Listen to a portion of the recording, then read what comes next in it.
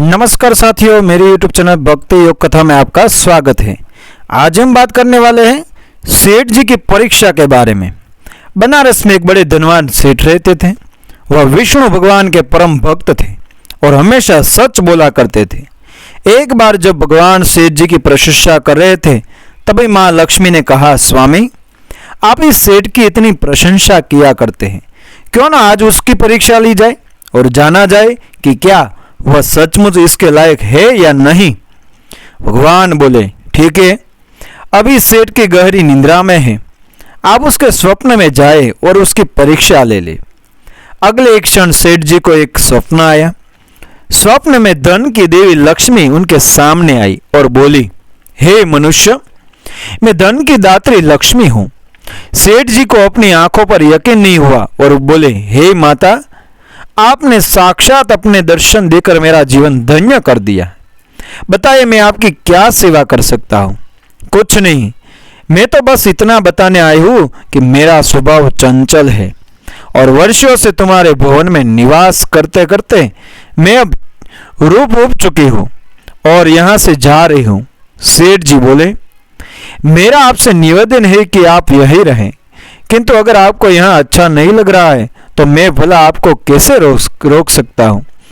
आप अपनी इच्छा अनुसार जहाँ चाहे जा सकते हैं। और माँ लक्ष्मी उसके घर से चली गई। थोड़ी देर बाद वे रूप बदलकर पुनः सेठ के स्वप्न में यश के रूप में आई और बोली, सेठ मुझे पहचान रहे हो। सेठ, नहीं महोदय, आपको नहीं पहचाना। यश, मैं यश हूं, मैं ही तेरी कीर्ति और प्रसिद्धि का कारण हूं, लेकिन अब मैं तुम्हारे साथ नहीं रहना चाहता क्योंकि माँ लक्ष्मी यहाँ से चली गई है, अतः मेरा भी यहाँ कोई काम नहीं। सेठ, ठीक है, यदि आप भी जाना चाहते हो तो वो सही। सेठ जी अभी भी स्वप्न में ही थे और उन्होंने देखा कि वह दरिद्र हो गए हैं और धीरे धीरे उनके सारे रिश्तेदार व मित्र भी उनसे दूर हो गए हैं। यहाँ तक कि जो लोग उनका गुणगान किया करते थे वो भी अब बुराई करने लगे हैं। कुछ और समय बीतने पर माँ लक्ष्मी धर्म का रूप धारण कर पुनः सेठ के स्वप्न में आई और बोली, मैं धर्म हूँ।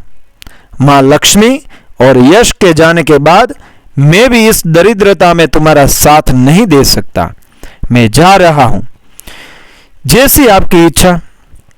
सेठ ने उत्तर दिया और धर्म भी वहां से चला गया।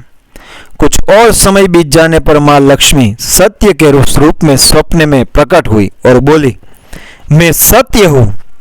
लक्ष्मी, यश और धर्म के जाने के बाद अब मैं भी यहां से जाना चाहता हूं। ऐसा सुन सेठ जी ने तुरंत सत्य के पांव पकड़ लिए और बोले, हे महाराज, मैं आपको नहीं जाने दूंगा, भले सब मेरा साथ छोड़ दे, मुझे त्याग दे, पर कृपया आप ऐसा मत करिए।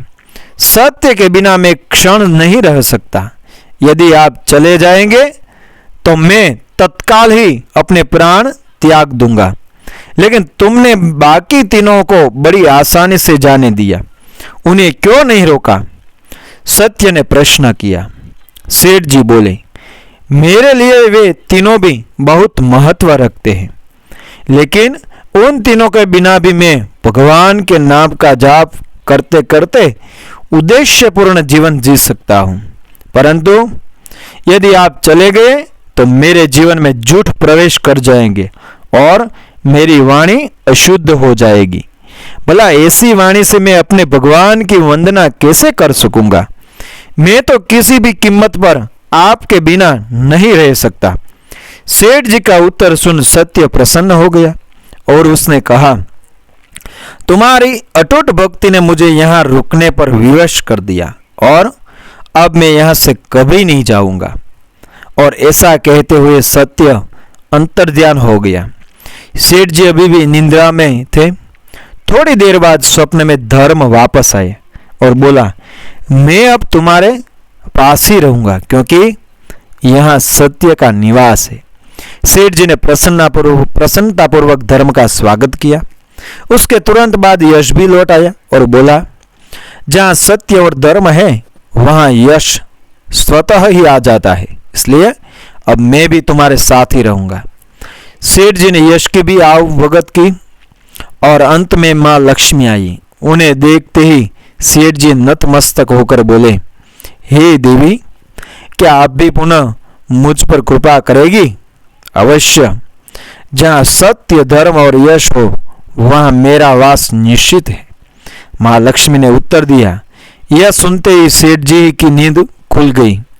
उन्हें यह सब स्वप्न लगा, पर वास्तविकता में वह एक कड़ी परीक्षा से उत्तीर्ण होकर निकले थे। मित्रों, हमें भी हमेशा याद रखना चाहिए कि जहाँ सत्य का निवास हो वहाँ यश, धर्म और लक्ष्मी का निवास स्वतः ही हो जाता है। सत्य है तो सिद्ध, प्रसिद्ध और समृद्धि है। धन्यवाद साथियों। कहानी अच्छी लगी तो मेरी YouTube चैनल को सब्सक्राइब करें, फॉलो करें, शेयर करें। मिलते हैं आध्यात्मिक कहानी के साथ अगले वीडियो में। जय श्री कृष्ण, राधे राधे, जय शिव शंकर।